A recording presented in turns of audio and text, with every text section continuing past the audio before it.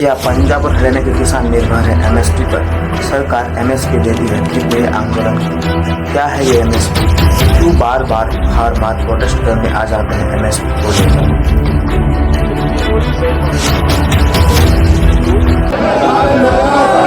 इन्हीं सवाल के जवाब जानने की कोशिश करेंगे आज के इस एपिसोड में। एमएसपी मिनिमम सपोर्ट प्राइस, यानी किसान जो भी अनाज लगाता है उस पर गवर्नमेंट गारंटी देगी। एक निर्धारित प्राइस पर सरकार उनसे यानी किसान से वो अनाज खरीदेगी, चाहे कोई खरीदे या ना खरीदे, गवर्नमेंट उनसे अनाज खरीदेगी, वो भी एक निर्धारित प्राइस पर, जिसे एमएसपी कहा जाता है। एमएसपी तो दी जाती है और एमएसपी के रेट हर साल बढ़ाए भी जाते हैं और रिपोर्ट के अनुसार एमएसपी का सबसे ज्यादा फायदा पंजाब और हरियाणा के किसान को ही होता है। फिर भी यह आंदोलन क्यों? सरकारी रिपोर्ट के अनुसार हरियाणा में 22,841 रुपए, पंजाब में 26,701 रुपए मंथली एवरेज इनकम है किसानों की, जो कि भारत के अन्य राज्य के किसानों से काफी ज्यादा है। फिर भी पंजाब और हरियाणा के किसान क्यों एमएसपी को लेकर बार बार आंदोलन करने चले आते हैं? किसानों की पहली मांग रही है, अगर एमएसपी दी जाएगी तो सरकार कागज पर लिख के क्यों नहीं देती। यानी किसानों की मांग है एमएसपी को लेकर प्रॉपर एक कानून बनाए सरकार। अभी जो एमएसपी दी जाती है वो सरकार के नीति या पॉलिसी के तहत दी जाती है, जो सरकार कभी भी चाहे तो बंद कर सकती है। अगर एमएसपी को लेकर कानून बन गया तो सरकार को एमएसपी देनी ही पड़ेगी और एमएसपी बंद भी नहीं करवा सकती।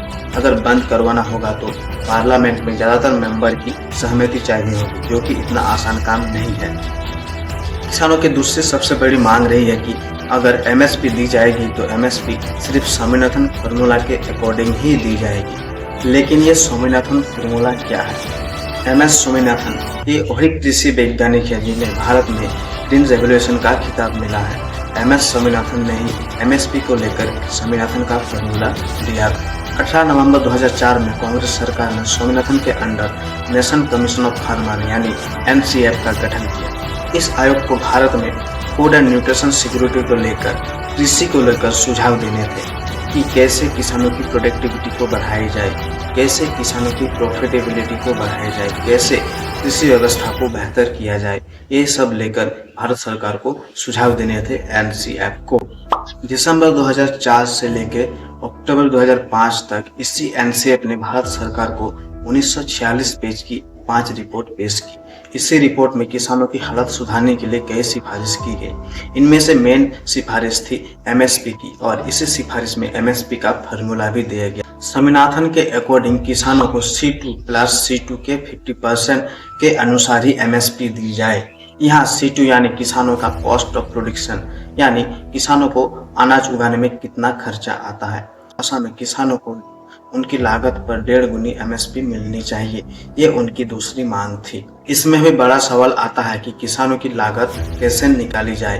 पहला A2 यानी यहाँ बीज, यूरिया, मशीन आदि का खर्चा जोड़ा जाता है। दूसरा A2 प्लस FL यानी यहाँ A2 के साथ FL यानी फैमिली लेबर, यानी फैमिली में कितने लोग काम किए हैं उनका कॉस्ट भी जोड़ा जाता है। Third number A2 plus FL plus rent, यानी किसानी जमीन का रेंट भी उस खर्चे में जोड़ा जाता है। यानी किसानों को C2 प्लस C2 का 50% एमएसपी मिलनी चाहिए। लेकिन अभी सरकारी नीति या पॉलिसी के तहत जो एमएसपी दी जाती है, या कहे तो जो कॉस्ट ऑफ प्रोडक्शन कैलकुलेशन की जाती है, वो जानबूझकर केंद्र सरकार कम दिखाती है। यहाँ राज्य सरकार की एमएसपी कैलकुलेशन केंद्र सरकार से भी ज्यादा होती है।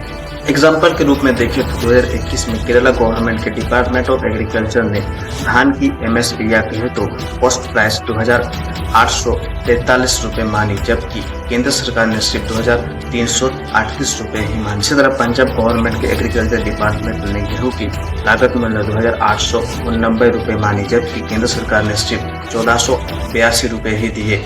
इससे किसानों को दो तरह से नुकसान होते हैं। पहला, किसानों को उनकी लागत मूल्य भी नहीं मिलता और लागत मूल्य का जो 50% मिलना चाहिए वो भी उन्हें नहीं दिया जाता।